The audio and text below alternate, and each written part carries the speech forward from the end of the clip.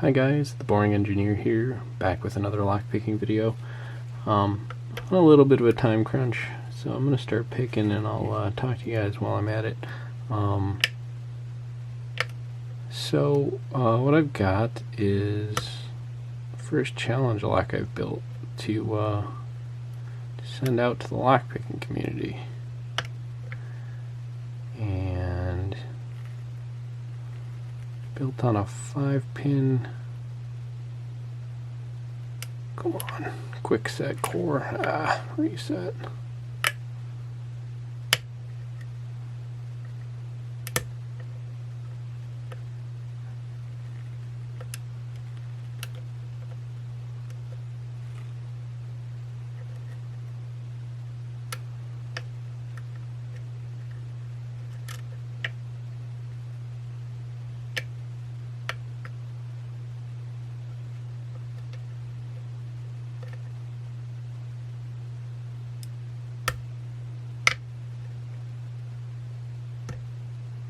There we go. Sorry, that's took a little more concentration than I thought it was gonna. I haven't really picked this before. I mean, I know all the bitting and all the pins, so it shouldn't be that hard. But boy, okay, there we go. Wow, that took a little more effort than I thought it was gonna, but not too bad. Alright, let's get this thing out of the vise here. Got it wrapped up in paper towel, and you'll see why in a second here. And also I got blue all over my hands. I tried to make it so this would show up, but it's hard. So what I did was I ended up etching this. Zoom and focus, maybe. Etching it, calling it Just a Quick One. God, if I could get that to, there we go, Just a Quick One. Put boring locks on there, badly-ish. The etching, it's really hard to see on camera, but it's the boring lock logo. Kind of a fun, cute logo, I thought. Take on Snow White there. Anyway, so that's the exterior of the lock. Let's get into the guts, shall we? Alright, let's get this stuff out of the way here. See if we can turn our camera. First, key bitting, I guess. So what I did was I just, all this stuff, it was just to kind of show how quick and easy it is to build a challenge lock, and that anyone can do it and everyone should do it. So I found a quick set key and old kick cylinder I had just knocking around. They didn't go to each other, but I like the key. I did end up kind of filing and modifying it. Just threw some key pins in it until I found what kind of matched, and then modified the key to get the rest of the way there. So it's got pretty good bitting now. Not crazy, but not bad. And let's make sure we don't mess this up. So we'll set this guy down for the moment over here. And look at this. I'm gonna move over here slightly. So this is just the guts of the original lock. All hardened steel pins. I thought this was interesting, though. Look at these key pins. There's someone used this lock like crazy, because there is nothing left on either side of that. So, well used lock. I can see why it got replaced. All right, but let's get into this. Let's gut this guy real fast. Whoops, out he comes. So I'm going to do it up here in row 3. And while I'm doing this, I guess I'll say how I did this. So normally I use a mini lathe or micro lathe, and really nice Swiss pattern files and all that good jazz. but with everything that's going on, I haven't had a chance to. Sorry, I'm trying to do this a little fast here, guys.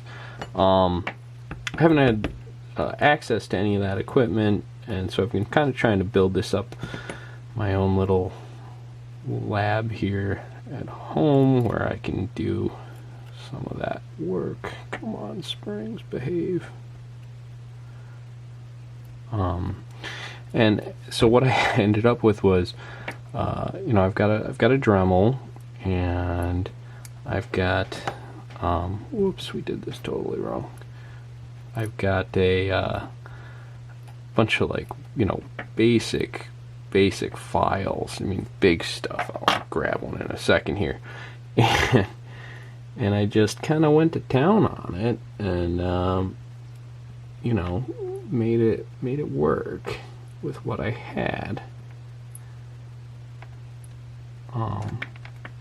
You know, nothing expensive, nothing elaborate, just using kind of what was available and what most anyone can get, you know, either at your local hardware store, or you probably already have it.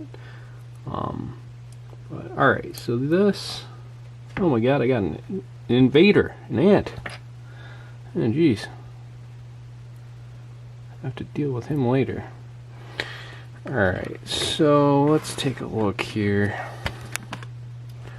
So that's the pins, and how I put it together. So I've got this little serrated pin up front matched to another serrated pin, and what I did was I made the serrations on the key pin much deeper than the serrations on the driver pin, so that it seemed like maybe you were making more progress even after you got to the shear line.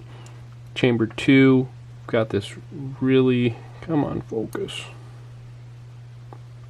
really short key pin matched up with a very deep spool. There we go. 3, again, kind of a similar idea to 1. A little serration on him, and a fair bit of serration, but this is so tall it only contacts that top serration, that first serration. T-pin here in chamber 4 with a serrated. The idea here is this has a little bit of bevel on it, so it'll get counter rotation. So you'll be picking at that, and you'll pick it into an overset condition. Again, is the idea. Here, milk jug, just kind of a little rough, just so it catches a little bit, feels funny and weird. Is basically the idea, and a standard pin there. So yeah, that's it. That's the lock. Oh, let me grab that file. Show you guys what I'm talking about using here. I mean, this is basic stuff. Nothing fancy at all. Really basic tools. You know, it's these files. Nothing. You know, like, come on. If you can find something like that, they're $1 or whatever. But yeah, that's what I used to put this lock together. If you want to stick around, I'm gonna put it back together again here. Yeah, that is my first challenge lock from what I'm calling boring locks. Kwik, a quick one. So anyway, alright, I'm gonna put this back together. Stick around if you'd like. If you're interested in getting challenge locks from me, I guess drop a line in the comments there, or on Reddit, in the lockpicking community there. I kind of hang around. Whoops, where'd we go? Mr. Spring, well, we'll grab him in a minute.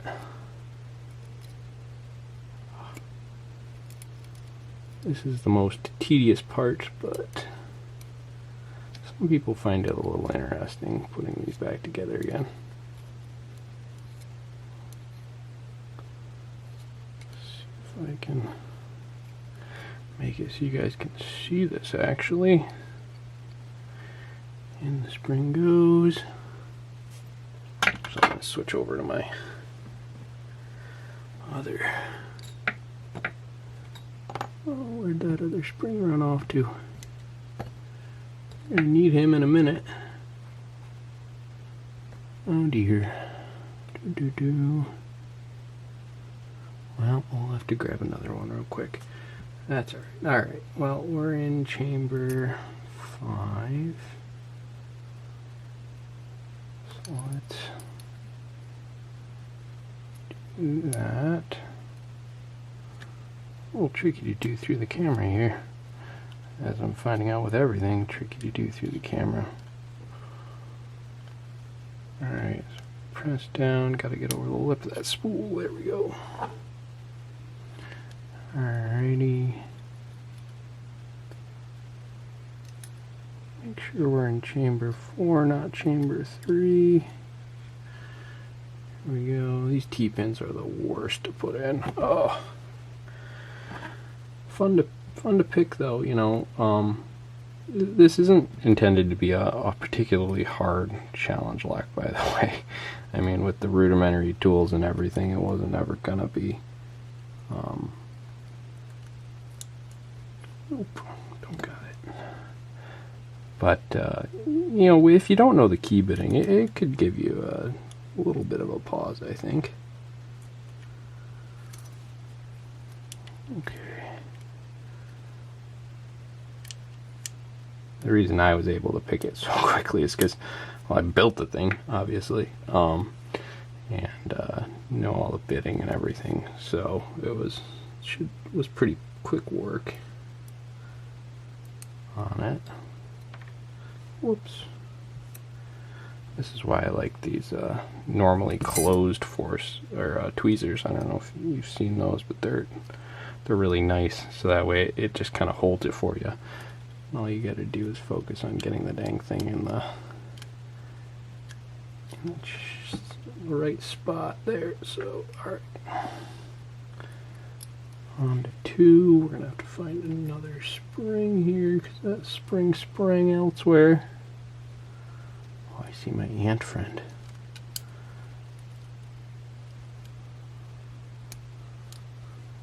Okay, find a spring.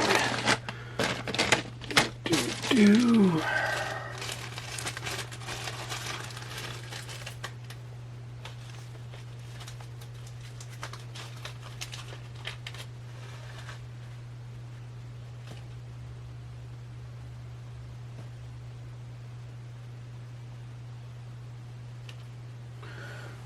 Bring in him. Chamber 1.